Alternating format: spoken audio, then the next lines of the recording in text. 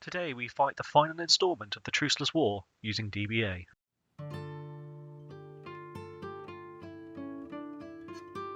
In 238 BC, the writing was on the wall for the rebels in the Carthaginian Civil War. City after city abandoned the cause, and desertion was rampant. The Loyalist army, however, was crippled by infighting. The two generals, Hanno and Hamilcar, bickered endlessly.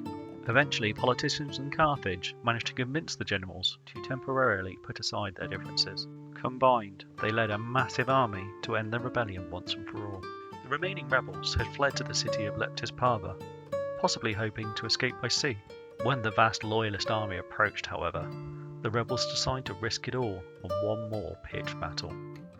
We know little of the battle itself, but the rebels were significantly outnumbered and ultimately crushed.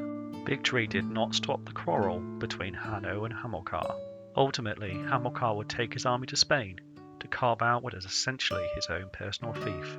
Along with him, he would take his young son, the soon-to-be famous Hannibal.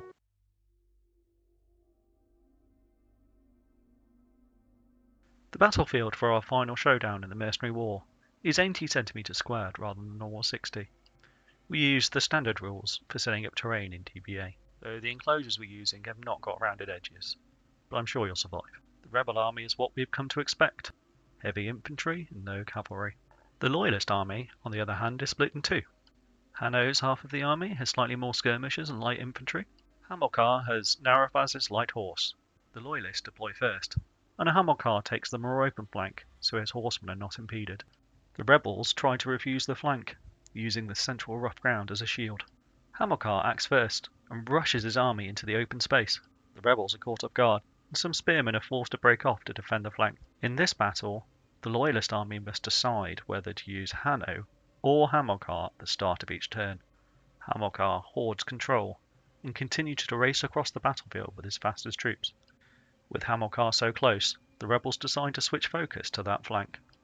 The spearmen are given a rough treatment by Narrabas, but without any support, the light horse can only harass the heavy infantry. The horses might be nearly spent, but Hamilcar finally catches up with the lighter Numidian horsemen. The rebels, on the other hand, hope to lock Hamilcar down while they await their column of reinforcements. With the rebel focus firmly captured, it's finally time for Hanno to begin marching to catch up. The rebels continue to pressure Hamilcar. If they can force him to react defensively, it will slow Hanno's reinforcements. The Numidians are driven into the farmland, crippling the mobility of the horsemen. As expected, Hamilcar is forced to take control. With Hamilcar's line reinforced, the rebels give ground, abandoning their general.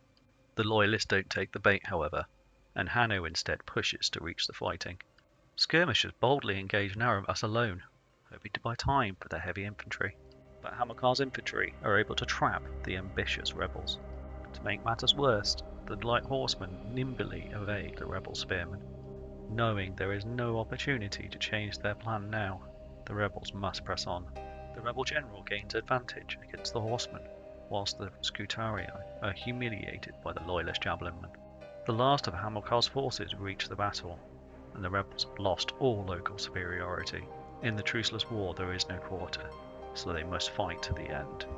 The sense of impending doom is reinforced when Hanno finally clashes sword with the rebel holding force. The rebel general does manage to galvanise a small counterattack, but no tangible success is found. Hanno attempts to seize personal glory before the battle ends, but is able to land a telling blow. Desperation seems to galvanise the rebels into action, and the sudden rush panics the Loyalist.